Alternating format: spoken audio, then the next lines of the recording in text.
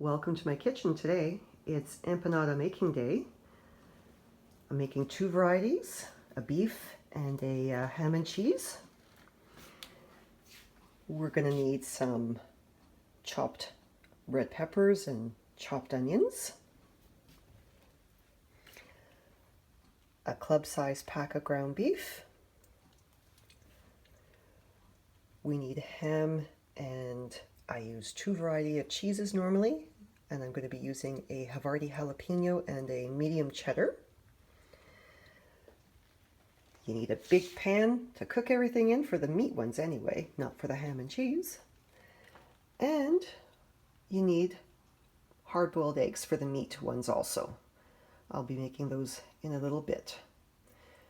But I'm going to show you the process that I do when it comes to making empanadas, including making the dough. I also make the dough for these things. You can buy the discs, but I make mine from scratch.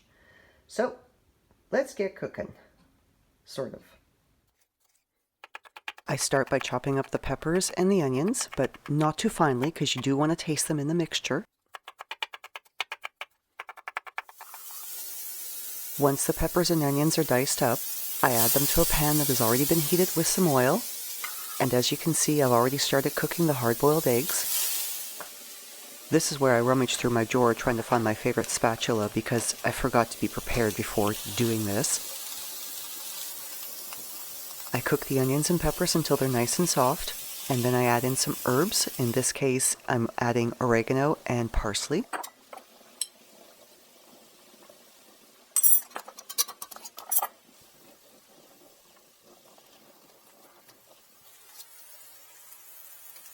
I add all of the ground beef,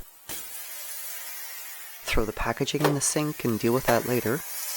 Then I slowly break it apart and mix it with the peppers and onions and cook it until the meat is just cooked. And by just cooked, I mean just cooked. All the pink has just disappeared. I leave all the fat in the pan. It keeps the mixture nice and moist. Turn off the heat. And then I add salt and pepper for the final seasoning. I'll be putting the pan aside to let the mixture cool down, because now I'll be preparing the ingredients for the ham empanadas. I cut the ham into slices, and I'll either dice the ham or cut it into strips. This time I chose to do strips.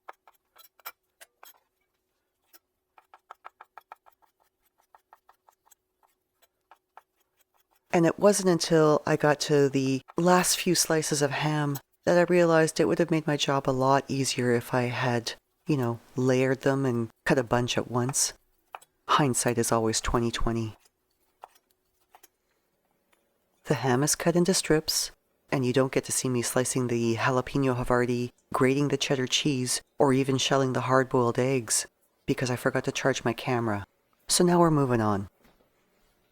With my official empanada taste tester in the background, the last thing I need to do before moving on to making the dough is taking the hard-boiled eggs, getting my handy-dandy egg slicer, slicing them up, and adding them to the cooled-down ground beef mixture.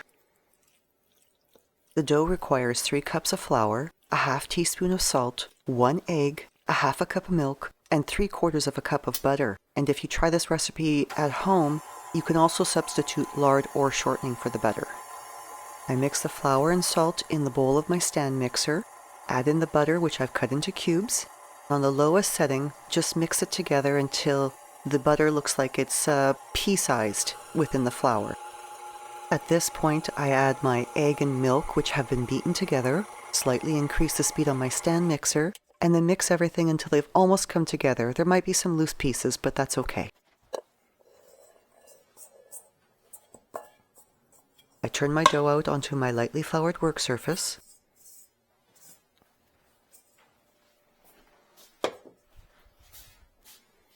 I bring all the loose pieces together, and I gently knead the dough until it forms a nice, soft, smooth ball. I lightly flour my work surface again and the top of the dough that I'm working with.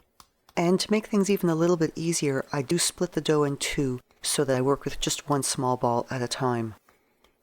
Then I take my rolling pin and I roll it out, and I'm looking to get about 1/8 of an inch in thickness. Once I get to as thin as I would like the dough to be, I use this little dish. It's about 5.5 inches wide, but anything that's 4 to 6 inches in diameter is actually pretty good. I also keep any dough that I'm not currently working with covered with a slightly damp cloth so it doesn't dry out. Now I get to fill my little round dough discs. I re-stir my ground beef mixture to reincorporate any juices at the bottom of the pan.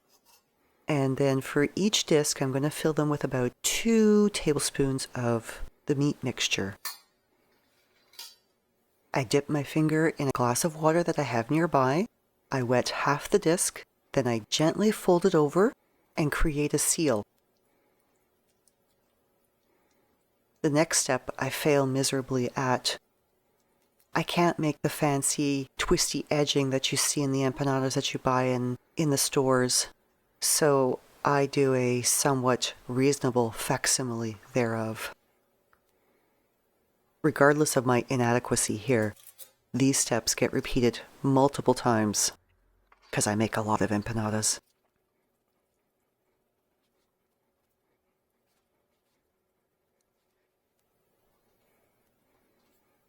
I follow the same steps for the ham empanadas too,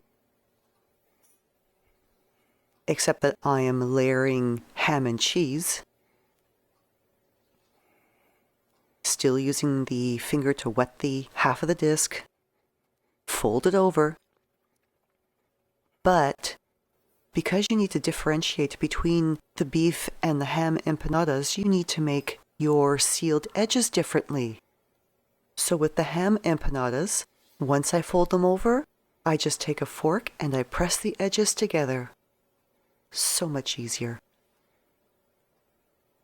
The empanadas are placed on a cooking sheet that is lined with parchment paper, and when it's filled, I'll brush each empanada with an egg wash. So it's just 1 or 2 beaten eggs, taking care to brush the sealed edges also, because it does help them stay together while cooking.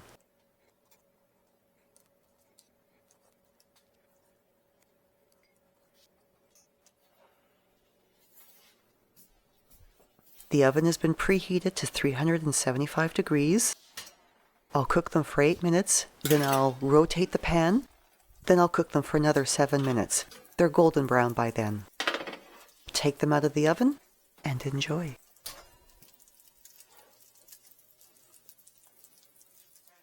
Well, there you have it. I made 118 empanadas. Juan has already eaten 10 of them. I had a few myself too. They won't win any beauty contests, but they were really good. Thanks for hanging out with my day in the kitchen. Ciao, ciao.